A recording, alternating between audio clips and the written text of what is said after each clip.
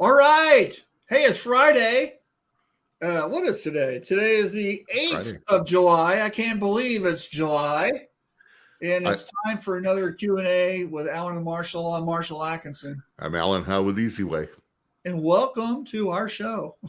Man, it's been a heck of a week. It's been a crazy week.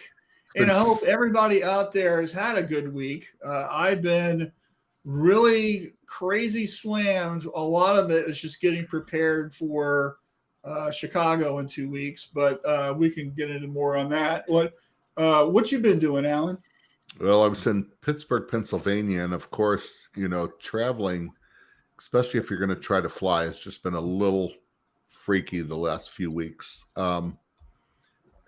Pittsburgh is about a 6-7 hour drive for me. I usually go there when I'm around Southern Ohio and stuff. I used to live about an hour and a half from it. So it doesn't, and I used to live in Pittsburgh, so I would drive to Michigan. But I thought, short week, I have to go down. A customer had an Ecotex installed and was there with the M&R tech and all that and getting a charge. I thought I'll fly it just because of gas prices. I'll get there. It's a short week, come back, that whole thing. Yeah. I get there. I'm up at 3:30 in the morning. I leave my house about 4, a little bit after. I get to the airport at 6. I'm there in the Sky Club and, 8 o'clock flight and all that. And, delayed. Okay, no problem. As a business traveler, we just go with the flow. It just is. And it's delayed again. And again.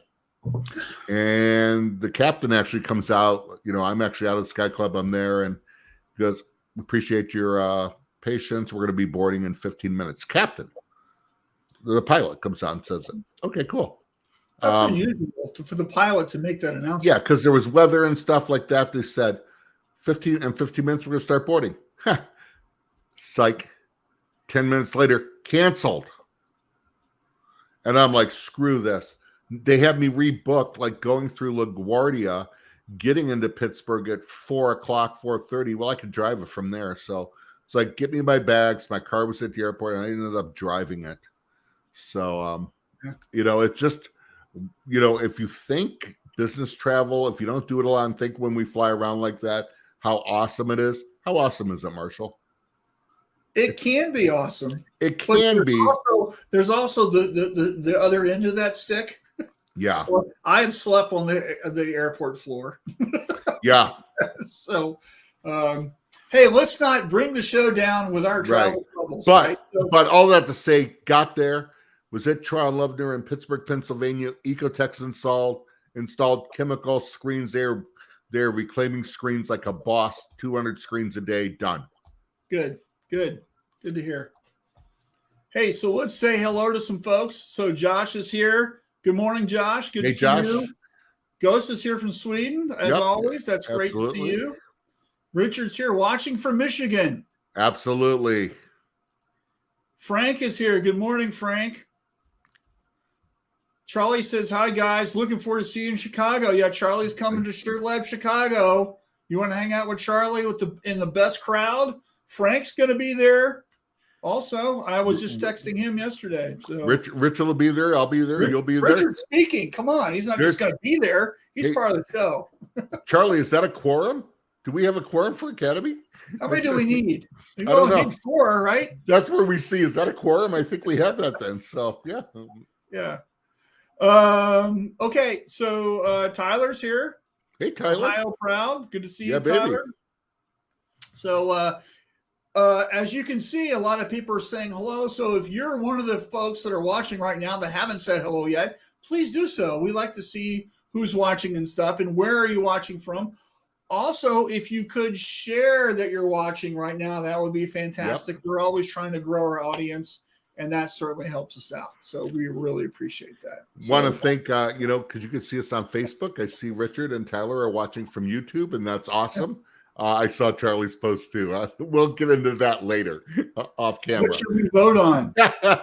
Okay, Charlie. I think that's an offline discussion. Yeah, absolutely. Yeah.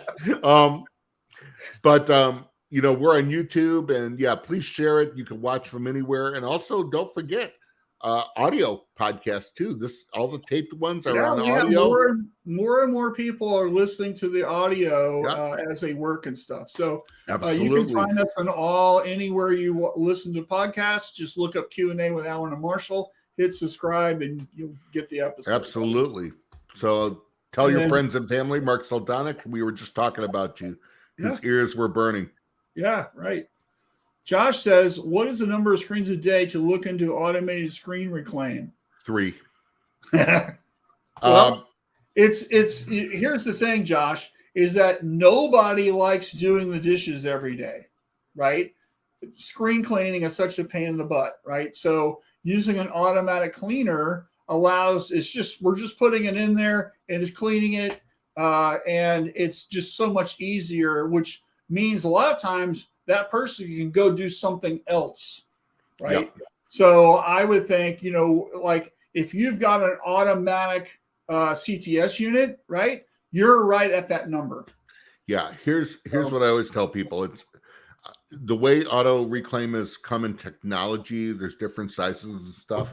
So it's all about labor. It's almost getting to the point where it's not even how many screens per day. It's how profitable and how much production you want out of the one person. Yeah. I've had shops I've been into where they'll do maybe 30 to 35 a day, and that's it. But he said it's just the backup. And look at how many screens are you reclaiming it per day now, but also how many do you need to reclaim? Yeah. Is the other one. So there's a backup of that. So, and then that's going to tell you the size of the machine. And, you got to look at your labor, your personnel, and then also what is your future plans? What are you going to need to reclaim too? Yeah. So right. Those are all good points. Yep. So great question, Josh. Yeah. Good job. So we have a lot to talk about today. So before we get into that, why don't we pay some bills and run our GSG commercial? Lyra says, good morning. Good morning, Lyra. Good morning, Lyra from the Philippines. Yeah, she is my assistant. So she helps me with all our stuff. And if you've ever seen any of my social media posts or the Q&A graphics and stuff, Lyra does all that for me, and she does a great job. So, and Lyra, you're down in Davao, I believe, correct? Which is still a couple hours from where I was at when I was in Cebu. So, right. But I missed it already. Cool. Let's run that promo, and we'll be right back. And huge shout out to GSG for sponsoring our show, and also Shirt Lab Chicago and Shirt Lab in general. So they're awesome. So here you go.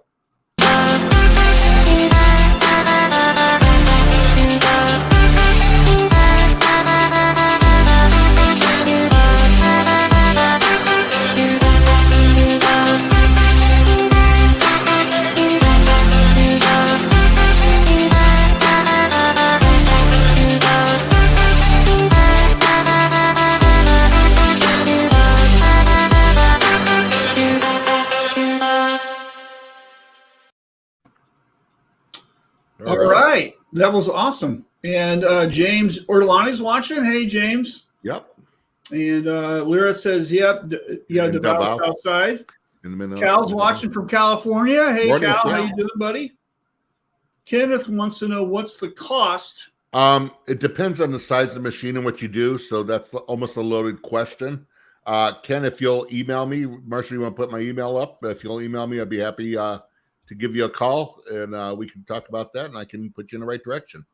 But it depends on a lot of things of what size, how many screens a day, what you're doing, and everything like that. They can range anywhere from a good one from 75,000 to $250,000. What do you want? Yeah, well, what are your needs right now? So, I mean, yeah, exactly. It's like asking how much is a screen printing press? Yeah. How much is an auto? Well, basic one is this. You want flashes with that? Yeah. Exactly. Hey, how much is a t-shirt? Yeah. So a lot of it is when we're quoting them, it's how much in-feed and out-feed, what kind, what are you looking at? Again, space, stuff like that. It's usually not electricity, it's 110. So the way to really look at this though is what kind of labor savings are you going to have? Yeah, absolutely. So I did a big study back when I was running a shop, and I calculated the cost of our process before and after, and we were saving about 72 cents a screen, I think it came out to be. Yeah. And and of course, we were doing 300 plus screens a day. So it's a chunk of savings when you add it up a year thing. And now back then, Marshall, when you had that, I mean, there's so many different machines for 300 screens a day and all that. I mean, it would just, those numbers would be even better now. Yeah. Right. With the right chemicals and stuff. So yeah, absolutely. Hey, Ray's here. Good morning, Ray. Hey, Ray. Cindy's here. Did I say Cindy? I missed Cindy. Hey, good morning, Cindy. We can't miss Cindy. We can't miss Cindy. No. All right. So let's get into the show. We've said hello to everyone. So we have our first thing today, which is Tuesday, July 19. What does this mean, Alan? Well, Tuesday, July 19 is a special day for us. This is going to be a Q&A with Alan and Marshall. We're going to change the day for 1 week to Tuesday, July 19th that week. It's going to be live. Just at the same time, just on a different day. And the reason why we're doing that is because something else is going on that week. Well, Shirt Lab Live is going on in Chicago. So that's right. Marshall's not available. I'm going to be there. I'm not available. We usually get our standby Richard to be there, but he's like the keynote speaker. He can't be there. And so we're going to move it to Tuesday, July 19th. And we will then, have it. It'll still be replayed on the normal sites. Yeah. So if you're available on Tuesday, I know Fridays is, kind of an easier day for most people, but we'd love you to show up. So put it on your calendar that we're on a special day, same time, just new day. And you'll see some social media posts and stuff from, reminding, right? But I think it's going to be a lot of fun, and it's unusual to do it on a Tuesday. So who knows what'll happen? You never know. So yeah, absolutely. But Tuesday, July 19th. So mark that down. And then we have a lot of stuff. We have next week's special guest. Dennis Tan will be with us. I'm excited. Dennis is a friend of mine and out of New York City. Has a shop right in Manhattan, and it's so cool. Yeah. So, by the way, July the 19th is Frank's birthday. That's why we did that. So Frank will be on. We're going to have a special Q&A birthday party for Frank. That's right. So cool. Right. Awesome. So, all right, here's our next thing, which is really our first topic. So it is pricing. And I just got off the phone with one of my coaching clients, and we're talking about pricing. And I've had probably, I think, 4 or 5 other pricing discussions this week with people. And what's going on is I think everybody's looking at the amount of profit that they're used to getting has dropped. And I think even though they're doing price increases at the end of the month, right? We just had June ended, right? We look at what happened and the percentage has dropped. What's going on? I tell you what's going on is the price of poker has gone up. Yep. Okay. It isn't just your shirts, right? It's your ink, it's your labor, it's your utilities, it's everything, right? And we need to be moving with price increases as everything goes up to adjust. And what's happening is some people have done price increases, but it's not based on the actual costs. It's just them going, hey, we're going to increase it by 10%. Right. When they look at the final numbers, it should have been 23, right? To hit the money they want to make. So what I want to throw out there is, are you doing price increases right now? Are you struggling with that? Have you made some? Are you making the money that you want to make, right? Are you really looking at this, right? Are you using your own costs? This is key, right? You're really looking at that? So, because if you're not looking at your costs, how do you know what your profit margin is? Okay. And let me tell you, when I start working with some shops, I start asking this question, and so many people they don't know this stuff, and it's okay that you don't know it, but we need to start doing it, right? So we need to start operating our business with a better financial foundation. Okay. So what do you think about this, Alan? Well, if you haven't been raising your prices right now, not doing that at all, then we'll miss you because you'll be out of business soon.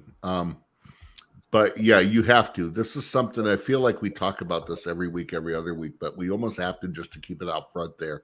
You have to always be looking at, one, what is your pricing, but two, what is your profitability? What is your bottom line? Top line doesn't matter. Bottom line does.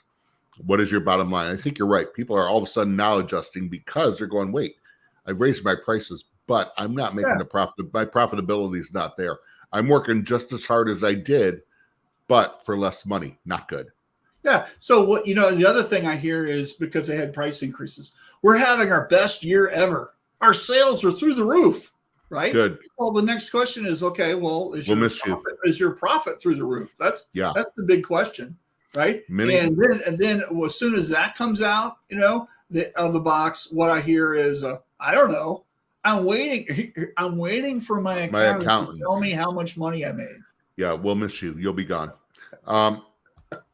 So, in my career, there are always companies that are big, and all of a sudden when the bank locks their door, they're going, how can we be out of business? Their employees are going, how can we be out of business? We're way too busy. Yeah. Well, that's all you were. We're busy. You weren't profitable. Sales don't grow businesses. Profits grow businesses. I could be the number one sales guy for EasyWay, which I'm not, but I could be the number one. And if my profitability is for crap, I'll be gone. I am helping that company not at all. Yeah. So what influences profit, Alan? Well, everything from your cost of goods to your overhead and it's every little thing from the lights. Are you paying yourself? Oh, that's a big question. How many shop owners raise your hand if you don't pay yourself? Right. It's so common, especially for startups that are working out of your garage or your basement, right? Yep. I'm just going to take an owner draw whenever there's profit or whatever, and you're working like a dog for no money, right? That's so common, right? And I get that when you're starting off like in the first very infancy, but you got to be paying yourself. And then you've got to know most people have no idea what their bottom line is, what it should be. Yeah. They don't know where the break even is. And that's sad because I understand you get into it as a side hustle. That's one thing. Right. But it's no longer a side hustle. This is a real business. Right. All right. So let's catch up here. Hurley's in. What's up, Chris? Hey, I love your hoodie post the other day. Yes. Ray says pricing discussion come after how much cost you actually have in the process, materials and premises. Yep. Dave Eggers is here. Hello. How you doing, David, from Chicago? Yeah. We'll dock you your pay. Yeah, we waited. Yeah. Ray says, in my experience, about 5 out of 100 shops actually know their real cost accurate within 25%. I would agree. That's a scary number. 95% don't is what he just said. Right? Yeah. Daryl's here. Going to see him in Chicago. Oh, it'll be good always to see Daryl. Trust, I guess. Scott, good afternoon, guys. Hanging out in Florida. Good to see you, Scott. Scott, is Scott coming to Chicago? He has a scheduling conflict. So I'm so sorry. I was hoping to meet him. All right. Yep. Sean says, good afternoon, TGIF. You're right. How you doing, Sean? My pay goes right back into the business. Okay, well, that's not your pay then. Okay. Yeah. So it's okay to invest in your business. That should be a separate thing. What you get paid, right, is what you buy your groceries with. Okay. Mm-hmm. Investing back in your business doesn't help with that, right? So what I would like to see you do is have an investment fund. That's a percentage of the orders that are coming in. And then the Hurley gets paid to make the wife happy fund, right? And which is something completely different, right? So you need to straighten that out. And that way the work that you're doing is going to be profitable, and that's going to motivate you. And you can invest in your business and get paid at the same time. You just have to figure that part out. Yeah. Chris, you are an employee. Remember that. Yeah. So, you can do an owner draw, right? Or depending on how, because you're in Canada, I don't know Canadian financial stuff, but here, you can do an LLC owner draw or your Schedule C with a salary, I mean, whatever, how you get set up, right? But you need to make sure that you're getting paid, right? Yep. So Ray says the owner is labor, just like a press operator. It is a line item in cost. Yes, correct. Exactly, right? So it's not being invested in the business. It's actually you're taking money from the business, and that should be included in your pricing. Also, if you have any expansion plans, right? Meaning I'm going to get my own shop as a separate building, or I'm going to hire a press crew, right? Mm-hmm. That money should be built into your pricing, and then that could go into a war chest savings fund. And then next year sometime you have your own shop, and it's a different, whether you buy the shop or rent it, or you hire 2 or 3 people. Now your pricing reflects what you're actually going to be doing, right? You do this in advance, so you have the money to do it, okay? And it's all worked out, right? So just be thinking about that. Equipment investment, also same thing, right? I want to buy a new auto, or I want to buy that automatic screen cleaner or whatever, right?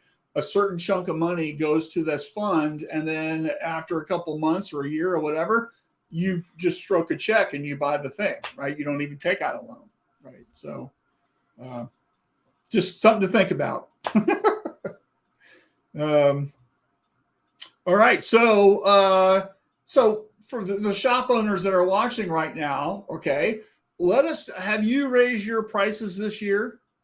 Okay, how did you just pull the number out of thin air, or did you actually go through an exercise looking at actual real costs and math? Let us know what you did. Let us know your process. And then how is that working for you? Really, at the end of the day, are you making the more money or the same money that you want to make? Let us know the results. I'm very interested in that. So Gosa says, my 27% still working after tweaking and buy out the last equipment, so minimum downtime cost. Perfect. Okay? Yeah, you know what? After tweaking, you're still looking, you're still checking, you're tweaking it. That's what you need to do. Nice job. Yeah. And by the way, if you're going to slam him for his English, remember he's chiming in from Sweden. Absolutely. So we give him a break. Okay. Yeah. His English is fine. It's better than our Swedish. We love Gosta. So yeah. It is way better than our Swedish. And if you look at that picture, I still think he's the Chuck Norris of Sweden. Yeah. My Swedish is limited to what's on sale at IKEA. And I don't even know if that's Swedish. I think that's offensive to him. But yeah. I have no idea. But exactly. So. All right. Let's topic 2. Please throw out your pricing stuff. We'd love to know. Absolutely. Our next thing is professionalism.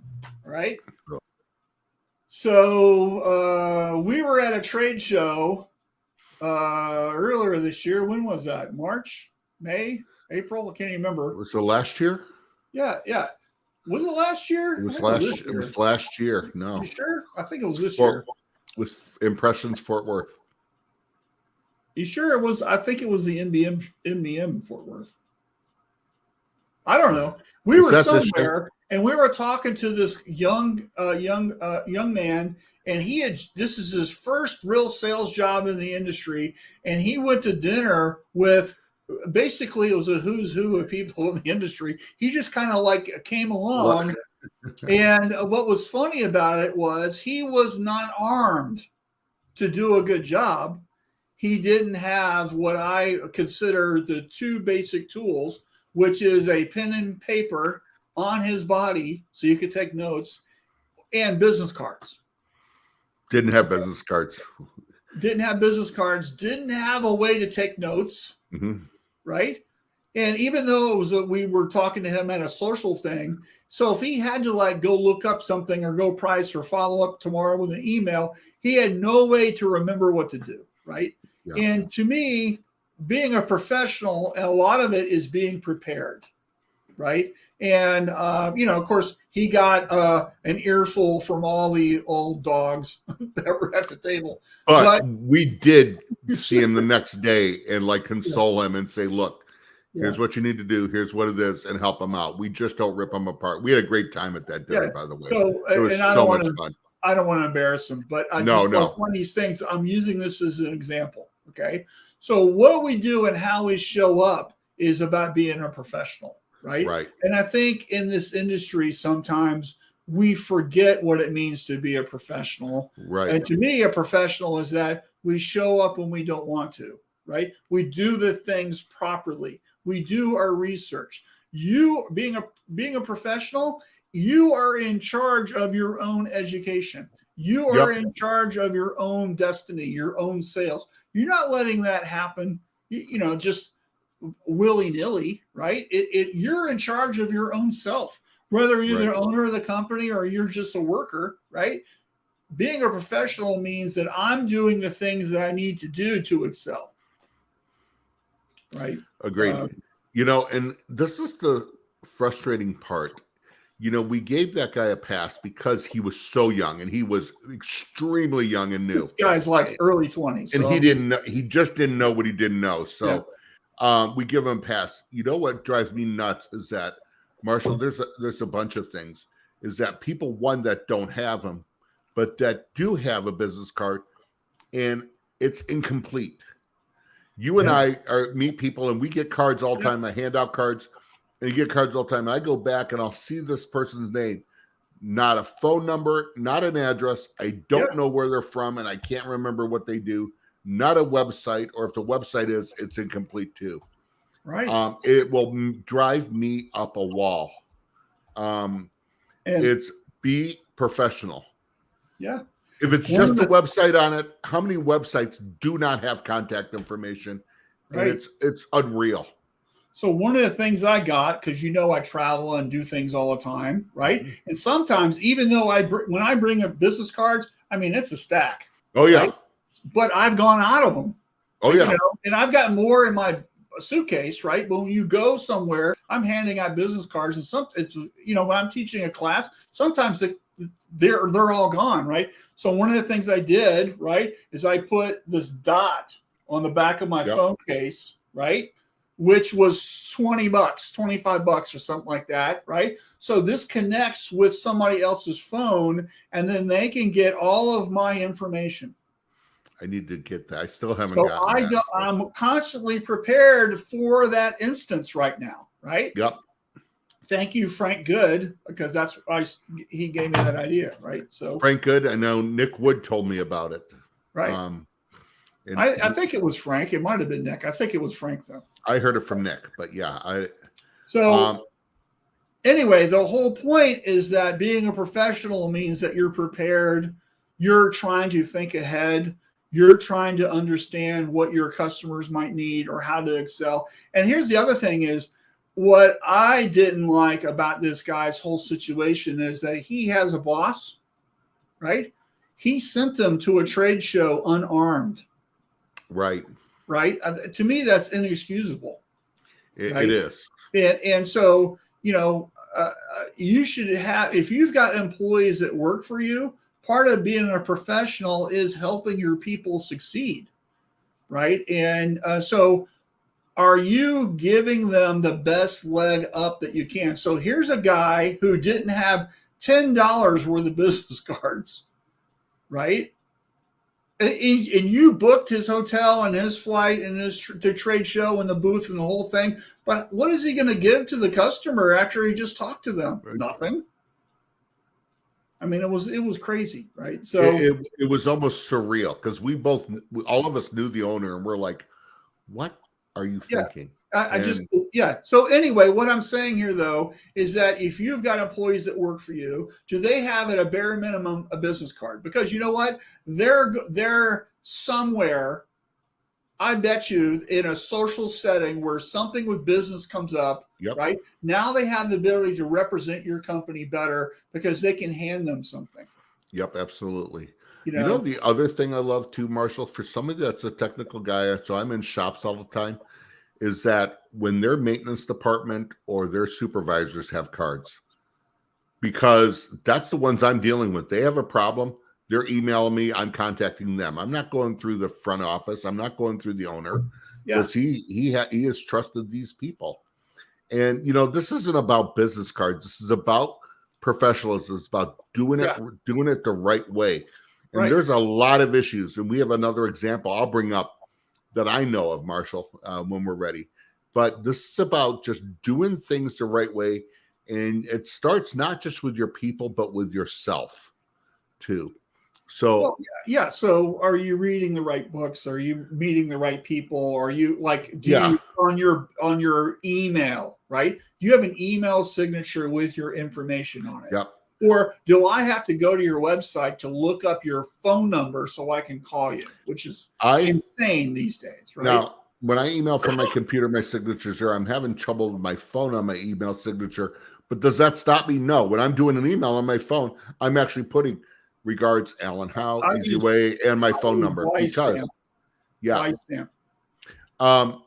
The other thing on professionalism, we're talking about doing things, and it's for yourself. And Marshall, I know of a guy that had a job opportunity, asked for resumes, and he got a ton of response by email and text. People do not send resumes, or if they do, they're incomplete.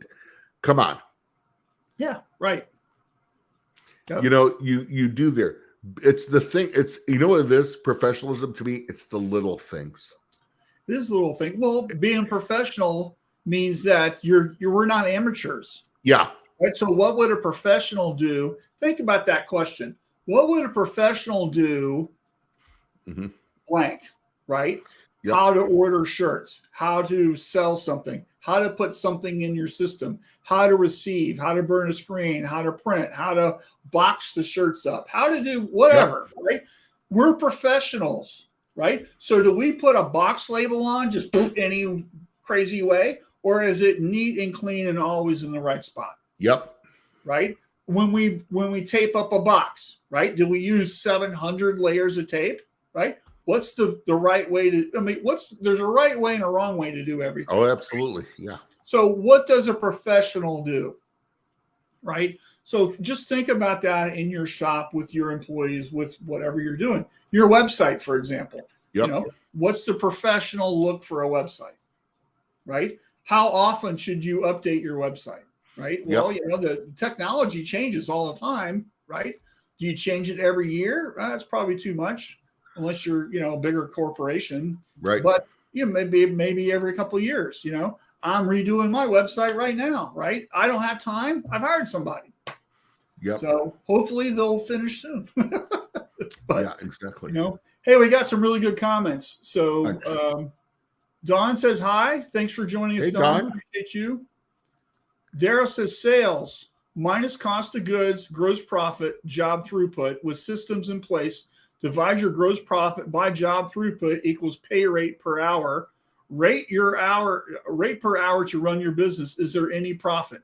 Adjust your pricing, increase your throughput if needed. Perfect. That's awesome, Daryl. Thank you. What a great comment. Incredible. John says, spending my time building Excel calculators on cost goes into our Atkinson calculator. We raise prices yearly around 10% depending on economy. Small town rules dictate how much we can charge, but happy to say we're definitely not the cheapest place in town.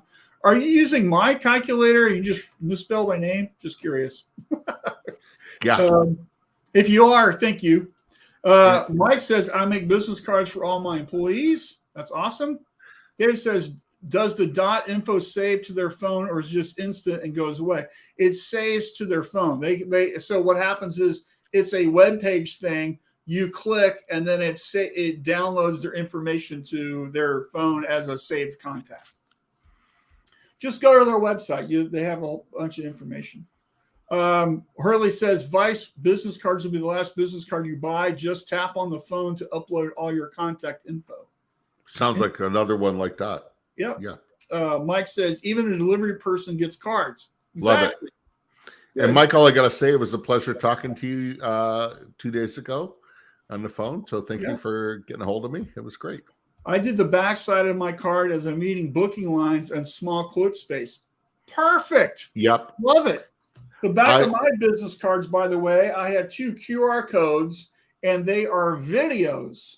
So if you scan the QR code, one is a personal introduction about me that I made. It's a private YouTube video. The other one is a video about my production tracker app. So both of those are on my back of my new business cards. Yeah, I like cards like that, Gosta, because they're great for writing notes and stuff like that on there. So yeah, if you're getting business cards, make sure only one side is coded. So you can, the other side is just plain, and that way you can write and not smear the ink. Yep. Hurley says, thinking about printing QR codes on the inside of everything I print so they can get directed right to my site when scanned. Neck labels. Exactly. Yep. Perfect. Mike says, I enjoyed our chat too, working with our supplier now. Let me know if there's any problems, Michael. John says, yep, and my bad. I know your name, just one of those days. Woke up late, burned my first screen backwards this morning as well. Hey, that's okay. It's okay to misspell my name. I was just curious, right? John, you're right in Indiana. Are you coming to Shirt Lab Tribe? Or Shirt Lab Live? Yeah. By the way, if you didn't see it, I know Rock had a big contest where they gave away tickets and airfare and everything, right? Yeah. M&R just announced yesterday they're giving away five pairs of tickets just for the event, not for travel, but they're doing that. That's a big contest. So look on M&R social media all over and register, and you can, if you're within, I think, a 4 or 5 hour drive, right? You can just come for the day and not even get a hotel, right? Absolutely. Yeah. There should be no excuse if you're within a couple hours right now, and would love to see everybody. And it's going to be a dynamite event, and we're going to talk about more of that later. So anyway, look into it, John, if you could. It'd be great for you to see you and have you there. Right. And you know what we forgot to do, Alan? We forgot to get the pulse up. How do we forget that? We're horrible. Let me. Why don't you do a stand-up comedian act while I get that going? So we were talking. No, there's 1,000 things running through my mind. Never cut me loose like that. So let's talk about professionalism. The other thing too. So we were talking about cards. Talk about professionalism as we forget what we're supposed to do. Yeah, because we don't know what we're doing on the show. Hey, here's another thing. Part of being a professional is admitting that you made a mistake that we and screwed up it anyway, right? Yep. So, as GSG is watching, which you're on here, so we apologize. So, anyways, part of being professionalism is not just on yourself, but it is culture too of how you conduct yourself. Everybody below you should be doing that too. So as you start doing that, it used to be when I started in sales, right there, page 1, left-hand corner. There we go, Marshall. Right. What do you think? Yeah, sure. Let's zoom in.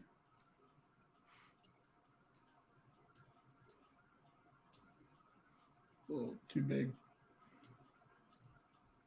Vortex low bleed white ink. Inflation buster right here. Right there. And you know what? Vortex is the house brand for GSG. I've watched the print. I've used it. It's nice. It's a nice product. So may want to check it out, everybody. Everybody needs, and it's, I'm going to go on a little white ink tangent. There is no such thing as one white ink for everything. Shop should have a minimum of 3. You want a blow bleed ink for those 50/50s, 100%. This is for wet on wet. You can do wet on wet. It has some good bleed resistance, but not on. I would not do 100% polyester. It'd still go low key on that one with an underbase gray. But man, $79 a gallon. It's pretty stinking good. So check it out. Yep. And that's at GoGSG.com. GoGSG.com, so you can order it. And I just had to hit the right button there. Yep. And we would love you to support them because they support us. So as they support us, yeah, absolutely. And you know what? I actually just threw their name out. Someone, their supplier, and just not because their supplier is horrible, but they needed a custom match color. And I love, we're talking about honesty. Everybody knows that, with supply chain, it's been rough. And they said, look, there's a pigment we need for this color match. We don't have it. Their ink supplier is not going to have it for a while. It's going to be this long. Client called me and said, who else does color matching? And it was, I gave them two names, and one was GSG. They do great color matching. Good. Awesome. They have a DM4. I've seen it. They do. All right. Hey, let's, where are we here? So John says he can't come because his brother is sick and I'll be in Knoxville. So sorry about that. We're so sorry. Yeah. Joe and I will be there. Great. All right, Don. Good. And Chris says my passport can't be renewed in time to make it this year. Okay. Right. Do we need passports to go from Canada to America? Yes, you do. You do. No, you do now. Oh, okay. So I have a passport, and then I have what's called a passport card because I live in a bordering state where I can go right to Canada. Oh, okay. Right. Well, sorry I'll miss you, but there'll be opportunity next year, I'm sure. I think, Chris, I'm thinking SGIA, Vegas. Let's go. Yeah, Printing United. We'll be there. Come on. It'll be fun. Yeah. All right. So what's our third topic is improper usage. Oh. This is a fancy 2 words here. What are we talking about with this? I was just looking at someone else's comments. I don't know, because all my customers use everything the right way. Hey, well, hold on. We were just talking about white ink, right? And yeah. I think one of the things I can tell you is that a lot of people use consumables and then they blame the consumable and say it doesn't work. This emulsion sucks. This white ink sucks. This thing sucks. It doesn't work. And I can tell you from, being around for a little bit that a lot of times it's not the product, right? I hate to tell you that your process is wrong, or you've got, there's something in there. You're not using the product according to how the manufacturer wants you to use it. Mm-hmm. And so if you've got people that tell you this ink doesn't work, this emulsion doesn't work, whatever, right? Do your due diligence and pull up the manufacturer spec sheet, tech sheet, and look to see what you're supposed to be doing. That's the recipe. And then see, are we doing that? Yep. And I bet you most of the time the answer is no. Yep, absolutely. And you sell a lot of product, Alan. So talk about this for a little bit. Well, I went through it for 30 years, 25 to 30 years of people coming up to me at a show when I worked for dealers and stuff going, what's your best white ink? And finally I just put it into a seminar, and that seminar, man, ran the gamut. I've been asked to bring it back, but it's probably been 2-3 years since I'd done it. But it was called it for Shirt Lab Tribe. I did it for sure. It's on video called Printing Better Whites. It's probably not your ink. And the implication there, if it's not the ink, it's probably you. And 99% of the time it is you. The ink works. But if you don't have the right processes, you're going to struggle no matter what. Right. We went through it. I've had people talk about to me just personally on chemicals. Excuse me. Dip tanks don't work. Really? For 30 years, they've been selling a product that doesn't work. No, usually you're doing it wrong on there. Yeah. And working for an emulsion company. This emulsion sucks. Let me help you with something. I will pull the curtain back on all of it. The inks and emulsions all work. They all work. Here's the deal with emulsions. And Kevin Koff, Dave Dennings, guys that are listening from there, I will pull the curtain. I'm sorry right now, but I was in this thing. All emulsions work. It's always someone's using the wrong emulsion, the wrong way, with the wrong application, with the wrong light source. And that's it. And as an emulsion guy, I would come in with an emulsion that fit their parameters and help them and tweak it. And then all of a sudden that emulsion is great. There it is. And I can count. Has there been bad product? Yes, but I can count in 35 years on one hand how many times it's actually been that. Because if there's a bad batch of emulsion, believe me, it's not going to be from one person. Those things are made in 300-gallon batches. It's going to be all over the country. We'll get calls all the way. I've gotten a bad batch of ink before, and it had like pieces of debris or something floating in the ink, right? Sure. But that was incredibly rare. Right? Incredibly rare. Yeah. So, and that was what's the lot number? Well, and that's it. I get lot numbers all the time. I had it last week on a chemical, and they gave me the lot number. And I knew it was fine. I called. They said, we haven't got any calls. But they, we keep retains. They checked. Everything's fine. Right. Now, could there be a contamination on half the drum? Sure. Is it ours? We could take it back. But if we test it and it's contamination, not from our side, we're charging you for it. Right. So, all right. This is, you hear us talk about processes. Yeah. This is about processes in production. You have to have your processes down. If you're going, what is the best white ink? Then you need to check 1, your tension, 2, your coating, 3, your squeegee, 4, your curing. There. If you don't have those in order, pressure, squeegee, angle is your. That's what I meant. That's why I said squeegee. There's a bunch of things in there. Right. And if you don't have that, starting with tension, everything else is irrelevant. Right. So Mark says he can't attend Shirt Lab because he's teaching a class. That's okay. Chris wants to come to Vegas. Then do it. Make it happen. Get your passport. Let's go. Keith says, he's going to miss Shirt Lab, but he'll see us in Vegas. That's great. All right, Keith. Great. Chris says, I use one white ink in my shop. Defender Gray and Defender Black are my go-to bases when I print something I know is going to bleed. Okay, and that's fine. But here's where I say even another one. When you are using, say, a highlight white, we're talking about a $20 difference between a cotton white or a lower bleed white or one that doesn't have the bleed resistance. When you have your Defender Gray and then your white and you're just going highlights, why are you using your expensive white? Go to a higher mesh count. You just need it as a highlight. Just go to a higher mesh count, run your less expensive white on it. Yeah, good tip. Daryl says calibrated equipment matters. Yes, absolutely. Greg's watching from retirement. Dr. Kitson. Are you still at the beach? He was. I saw you in Florida. Greg, I miss you so much, man. So glad you're in here. Silicone catalyst can easily and probably use if you don't know what you're doing. Yes, yep. Of course. Richard says all emulsions work. Some exposure units don't work with all emulsions. Exactly. LEDs are great, but there's a caveat. Sounds like somebody needs to do a Shirt Lab presentation on stuff I have forgotten. Hint, hint, hint. Well, Greg, speaking of that, Richard is doing a Forgotten Fundamentals thing at Shirt Lab Chicago. You can drive over from Indiana, and if you come, we'll let you in. I promise.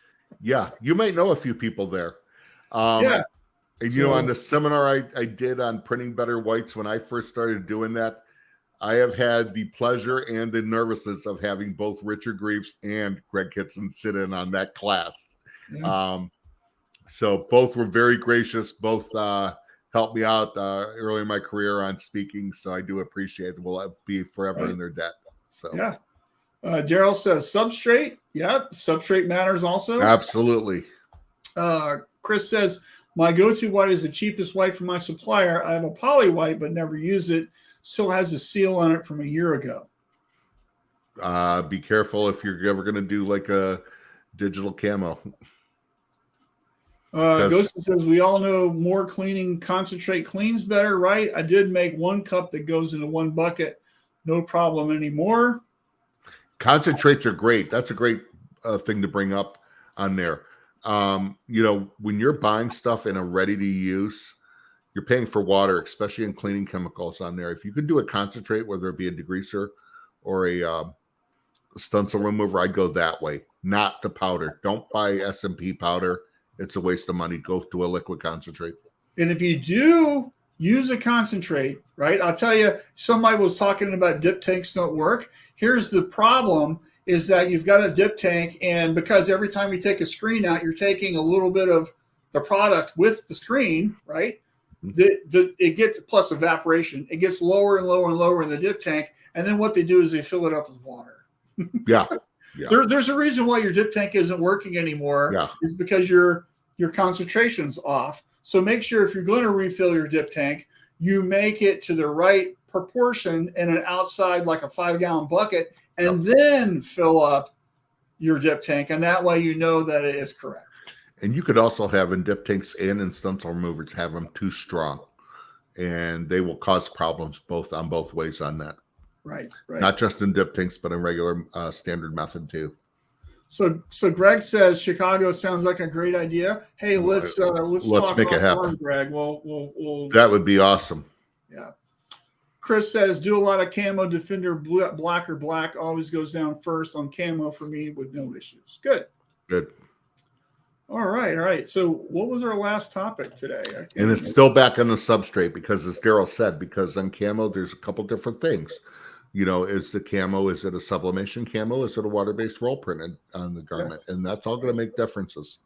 Right. Some people do a Defender black or a gray and have to go white on top of it too, just to get the colors to pop, which is fine. Mm-hmm. So our last topic today, we've got about 10 minutes left or so, is you're the average of the 5 people that you hang around with the most, right? So if and the other part of that is if you're the smartest person in the room, you're in the wrong room. Right? You know what? I hang out with you and Richard Grease a lot. I'm scared. And then my buddy Scott, who I fish with and a lot. I'm like, this is a bad thing. Yeah. I don't know about that, but Here's what I'll tell you is. So your crowd that you hang around with, right? So if you're in a Facebook group with a bunch of people who are constantly posting the wrong things, right? You're being influenced by that, right? Yeah. And so who is in your network? Who is in your circle, right? And I know a lot of people have better circles than others, right? And so one of the things we did was we created Shirt Lab Tribe, which is a fantastic mastermind group to help people with that circle. I know people that are in other mastermind groups like Mike Coudre's group, Catalyst. Yep. Fantastic, right? One of the things that we've done is we're doing our Shirt Lab events, so there's a lot of networking that goes on there. And I think one of the fun things is that people who come to these events, they befriend other shop owners, and then now that increases their circle, and that helps hold them accountable, make sure they're doing stuff. Allie Van Holzer has a fantastic little subgroup of Shirt Lab, and that's just amazing to me that has happened, right? So I want to throw out there, so if you're watching this, who is in your network? Who are you hanging out with? And what are they doing? Are they active? Are you talking about new ideas and new innovations and what I've tried and where I've failed? Those are really great discussions to have. So I want to throw out there right now, who is your group? Where is your group? What are you doing? Right? That pushes pushes you, motivates you, kind of a thing, right? So, and while I would love it if you guys would answer. So, Alan, who is your group? I know you said me and Richard, but who is your group where you're constantly being inspired from or motivated from? Well, you have to search out, because one of the things I learned, or was at least told when I was younger and didn't learn it till I was a little bit older, was you always want to surround yourself with people who know more than me. So that's not hard to do for me. Almost everybody does. And I'm going to make the plug for things like trade shows, networking events, Shirt Lab Tribe. And, as much, Marshall, as you and I are known and people think we know stuff and we tease about it, we have Richard Greaves and Greg Kitson and Charlie Talia will be online. We're all in Academy and stuff like that. And that's all great. That's a nice plaque and back, and I'm proud of it. But you know what? I get inspired when I am around people that know more than me. At Shirt Lab Tribe last year, or at Shirt Lab Live last year in Fort Worth, we're at a casual dinner, and there's Mark Coudre on one side of me and Mark Jesseling. And we're talking two very different spectrums. All of a sudden, physics come up. And of course, Coudray brings it up, which not surprising. Marge has a degree in physics. Marge actually, if you don't know her, I'm like, Marge knows physics. I am caught in the middle of this conversation, not really understanding a dang thing. I felt like an idiot there. I was a houseplant. But you know what? It was inspiring. I think I looked at Allie or whoever was sitting across from me. I go, you ever feel like the stupidest person in the room right now? And this is me. I'm going to go down to the other end of the table. To me, it was hilarious.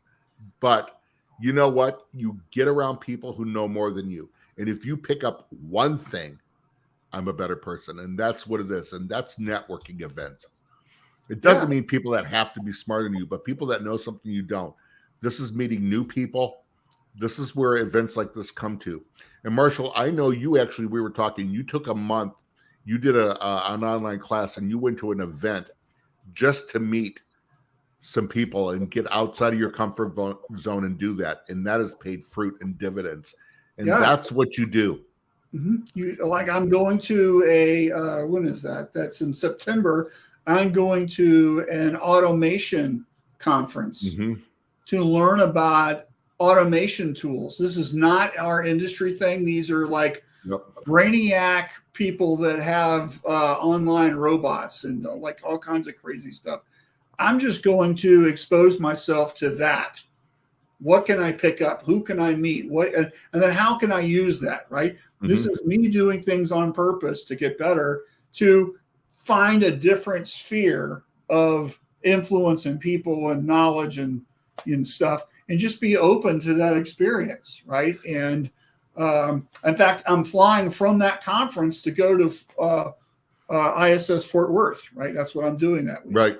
And but it's kind of you gotta do this on purpose, right? Because you never know who you're going to meet. You know, I took a leadership class in college. I was in a fraternity and I was in the executive position in the fraternity for my chapter. And I got some training. I had to go to Roanoke, Virginia, and there was a leadership development thing over the weekend. And one of the speakers said this phrase, and it stuck with me since then, which is, your best friend is only a handshake away. Yep. Right. And I remember that since. And so when I'm at a networking event or I'm at a trade show or I'm a whatever, you never know who you're sitting next to. Right. And what you need to do is you need to be bumping into more people, because you never know who you're going to meet. You're going to meet your best friend. You're going to meet your next customer. You're going to meet your next supplier. Somebody out there has solved that problem. Right. So you making it a point to find new people, to find your next 5 people, right? That should be an on-purpose mission for you, right? And you should be open to that. I can meet and talk to anybody, and I know some people are more introverted, right? But you just have to have a plan and you have to go do it, right? And this is really going to help you. It's helped me with my career. Being open to stuff. And Greg Kitson's on here. You know, I lost my job way back in 2010, and ISS Orlando was going on, and I had never met Greg. I knew that he wrote for Impressions, and I sent him an email or whatever I did. I said, hey, I'd like to meet you. Let's meet for coffee. And we had a coffee, and I said, hey, I want to write for Impressions magazine. What do I need to do? And he introduced me to Marcia Derryberry and Jamar Laster. And that's how I started writing for that magazine, is because I stuck my hand out and introduced myself to Greg, right? So I was on purpose, right? So you hear all the time about people who, how do these people teach these classes or get that opportunity to write for the magazine? It's like, you just have to ask. Right? They're always looking for people. Yep, absolutely. Right? And so you just have to put yourself out there and meet a new crowd of people. So I think this is something that if we leave you with anything today, you have to make that an opportunity for yourself. Hey, Marshall, that's how you. I just saw Greg's spots. I got to stop watching those because I start laughing. That's how you and I I met. think I paid for the coffee. Come on. Well, I don't have dinner with Greg anymore. Last time him and I had lunch together, he took my credit card. So, which is another story. So, but Marshall, that's how you and I met. It was on Twitter. We were both going to be at Long Beach. I was following you on sustainability. You said, "Why don't you come to my seminar?" So I did. Yeah, right. And that's how you and I met for the first time. I was speaking, and you never know who's there. I remember meeting John Lynch from Linka in Poland, in Krakow, Poland, who Richard knew and Greg Kitson knew, and everybody did. And he came into one of my seminars, and we were talking. We met in the hall, and I didn't know who he was. Right. He's an American guy. Well, he has the biggest print shop in Poland, and he's from New Jersey. Went there right after the wall came down, started the business. Yeah. And I thought I was impressive because I met this guy from Poland. No, everybody knew him already. But yeah. Mm-hmm. So a couple comments here, and then we have one last thing to talk about today. So Hurley says he's always in the wrong room, which is made of 4 and 6 year olds. That's his kids. Yeah.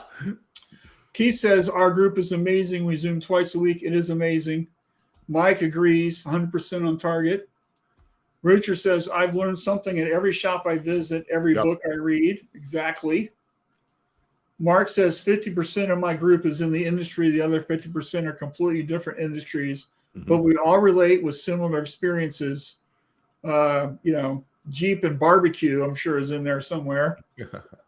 And then that's it. So one last thing that kind of segues into is it's still not too late to get a ticket to Shirt Lab Chicago. Yep. So just go to shirtlablive.com and there's a media guide, event guide. You can see who's speaking. You can see everything about our sponsors.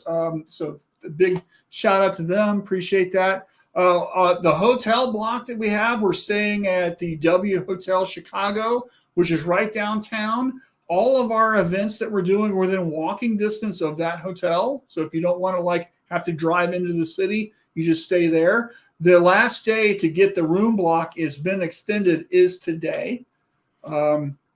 So get a hotel there if you want to. I'm sure like every other event that we have in this industry, all the action really happens in the bar after the thing. So I'll be there, I'm sure, having a beer. But anyway, we'd love to see everybody. It's going to be a fantastic event. If you've got any questions, please just shoot me an email. We'd love to help you out. I'm not going to go through everything, but would love to just kind of work things out with you. I've been getting the presentations from the speakers. I haven't gotten all of them yet, hint, Richard. But I've been looking through them, and it's so incredible. You're going to learn things that nobody is talking about. Okay, that's the reason to go. But 50% of the event is the networking. Is hanging out with people when you have a chance to meet other people and all that kind of stuff. And we make it that way. And it's really fun. And we push and motivate you guys to do some things. And I can tell you one of the remarkable things is the fact that people that are going to be attending haven't been to just 1 or 2. They've been to 3, 4, and 5, right? Of our events, right? The reason why people come and keep coming back is because we make it fun, but we make it challenging. We make it so the content that we're giving is something that you can use and you could be making money with it, right? Yep. What we do with Shirt Lab isn't by accident, right? I've been working on this particular event for half the year. So it's going to be fantastic, and I highly recommend that you go, right? And by the way, again, M&R right now is giving away tickets. So just look on their social media feed. I wish I was more prepared and had that link, but they're posting on Facebook and Instagram and everywhere. Just click the thing and fill it out, and get they're giving away 5 pairs of 2 tickets. So they're paying the way for 10 people to go. Right. So pretty amazing. So that's great. Yeah. All right. So that's the spiel. So what are you doing this weekend, Alan? Anything fun? No, the big thing is I have the back of my house. I don't have a deck on it. It's still kind of unfinished from that part when I bought it in 2019. So, I've looked at deck designs and stuff. I have a builder coming over Saturday and gonna, measure it out and get some estimates and see what we can do about going there is the big thing I have going. Good. I might head up north to the cottage. I haven't been up there in a while. I have to be in northern Michigan at the beginning of the week. And yeah, good. Well, you get some fishing done? I need to. I haven't. Your line wet? I think you should do I haven't done a lot of that, and I need to this week, and I may do that, whether it's here or up there. So yeah. So make sure you post a picture of the minnow that you catch, okay? Yeah, if I don't. And for me, I fish, I catch a lot of stuff, but even when I don't catch anything, a better day at the water casting is better than work. So I'm okay with it. I hear you. So all right. Well, I am hanging out with my family this weekend, and my son and I are going to see the new Thor movie that he wants to see. So cool. Little dad activity there. And tell Jack we said hi, since everybody knows him, and he was in Shirt Lab last year. That was great. He did a great job. He is refusing to work this year. So I think we outworked him. We overwhelmed him, and then he realized that everybody knew who he was already. I think freaked him a little bit. So it was fun. So. Yeah. All right. Well, hey everyone, thank you for watching. We appreciate you. We'll see you next week with Dennis Tan, and don't forget the following week is our Tuesday episode. Special day, same time, but a new day. Just because it's Shirt Lab Chicago week, and we're just getting our episode in. Yep. So. Dennis Tan from Ampersand. I'm excited. I've known Dennis a lot of years, so good guy. Excited to have him on. Yeah, and Chris says a bad day of fishing is still better than a good day of work. Absolutely. Mr. Kitson, so good having you on. So good to see you. Glad you're doing well. All right. We'll see you guys next week. Thanks for watching.